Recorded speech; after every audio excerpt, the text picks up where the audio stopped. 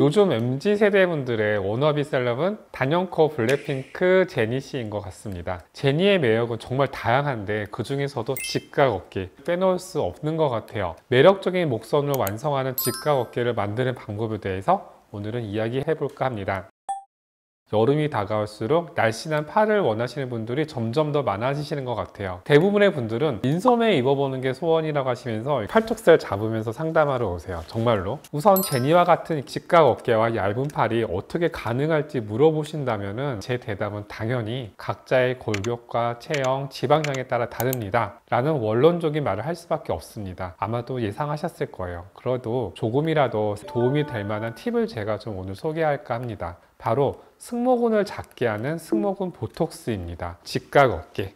일자팔을 만들어도 거울을 봤는데 날씬한 느낌이 나지 않는다면 한번 어깨와 목을 이어주는 이렇게 근육을 만져보세요. 그 부분이 튀어나와서 목과 어깨를 경사지게 만들었다면 시술로서 이 부분의 교정을 한번 생각해 보셨으면 좋겠습니다. 승모근이 발달하면 목이 좀 굵어 보여요. 그리고 어깨가 우람해 보이고 얼굴도 상대적으로 좀 커 보일 수 있기 때문에 미용적으로 굉장히 중요하고 또 효과가 많은 부위인데요. 승모근, 즉 트라페지우스 머슬은 사실 굉장히 큰 근육입니다. 머리 뒤통수에서부터 허리 위쪽까지 연결되어 있는 굉장히 위아래로 길고 어깨까지 연결된 여러 가지 기능을 하는 근육이에요. 임상적으로 저처럼 구분 어깨나 만성 두통과도 연관이 있는 근육이라서 통증의학에서도 많은 관심을 갖고 있는 부위입니다. 미용적으로 특히나 상부 승모근에 집중하게 되는데요. 화살표로 표시되는 부분이 보톡스로 작아진다면, 축소된다면 직각 어깨의 숨은 포인트, 즉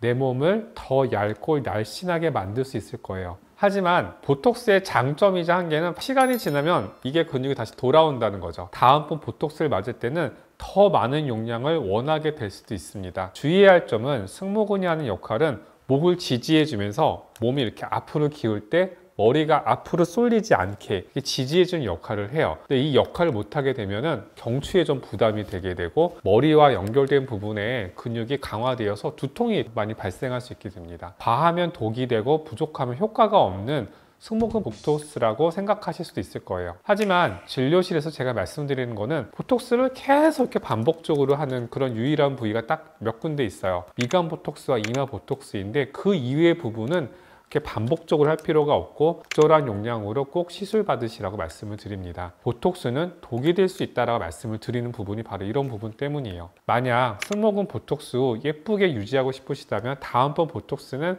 한 4개월에서 6개월 정도 간격을 두시면서 맞는 거를 추천드리고 있습니다. 승모근 근육은 우리 몸을 구성하는 중요한 근육이기도 하기 때문에 평생 승모근 보톡스를 계속 반복해서 하는 것을 저는 추천드리지 않아요. 대신에 특별한 이벤트가 있을 때는 예를 들면 결혼식 같은 경우도 4에서 6주 전에 하는 걸 추천드립니다. 승모근 보톡스의 대표적인 부작용은 시술 후 처음 일주일 동안 팔을 드는 게 힘들 수도 있어요. 또 적응이 되고 나면 좋아지는데 그 이후에는 다른 근육들이 좀 발달하게 돼서 불편함이 좀 적어지게 됩니다. 또 생각하지 못한 부위에 통증을 느낄 수도 있으니 시술할 때는 꼭 상담한 다음에 200에서 300유니트 정도로 시술을 하셨으면 좋을 것 같고요. 이런 좋은 결과를 계속 유지하면서 예쁜 직각 어깨, 얇은 팔을 유지하셨으면 좋겠습니다.